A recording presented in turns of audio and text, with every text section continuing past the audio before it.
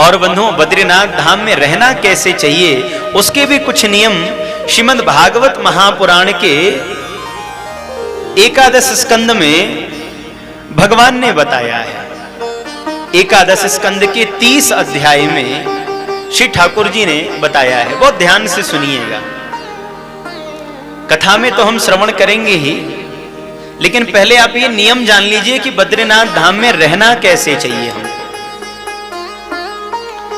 श्री ठाकुर जी ने जब उद्धव जी को ज्ञान दिया एकादश स्कंद में, जब भगवान धराधाम को छोड़ करके जा रहे थे, प्रभु के चरणों में बहेलिये ने अपने बाणों को मार दिया था, तो श्री उद्धव जी महाराज भगवान के चरणों में आए, प्रार्थना करने लग गए।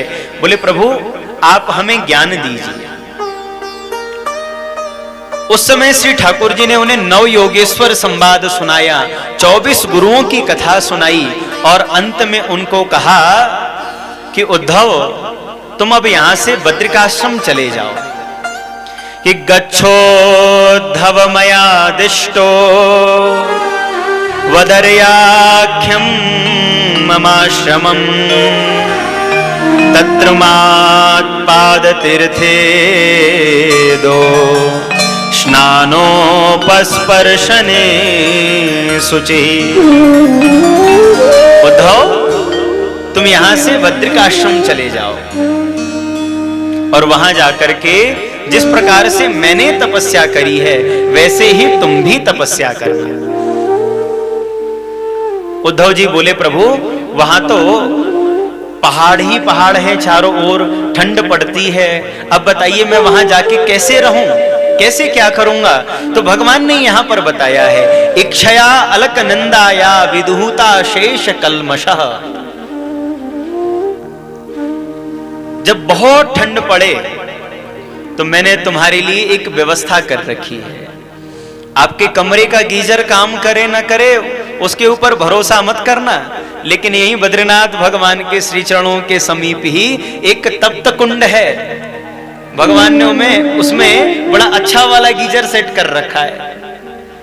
चाहे खूब यहां पर बर्फ गिरती रहे, चाहे खूब यहां पर लाइट रहे नहीं रहे, लेकिन उसका पानी हमेशा ही गर्म मिलेगा आपको। वहां जाकर के स्नान कर लीजिए। अलकनंदा में आचमन करके रहना चाहिए। और वैसे तो यहां पर जो वर्णन किया गया है, वस्त्र कैसा धारण करना चाहिए, वसानो वल्कला न्यंग वन्य भुक सुख निस्पृह। उद्धव वल्कल वस्त्र पहनने चाहिए। वल्कल वस्त्र का अर्थ होता है जिसमें कोई सुई धागा नहीं लगा, जो सिला हुआ नहीं, ऐसा वस्त्र पहनो। रेशम का वस्त्र पहनो।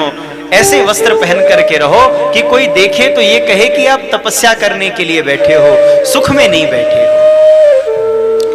और भोजन कैसा करना चाहिए, वन्य भुग, वन के भोजन को पाकर के ही सुख से रहना चाहिए। कंदमूल फल खा करके रहना चाहिए।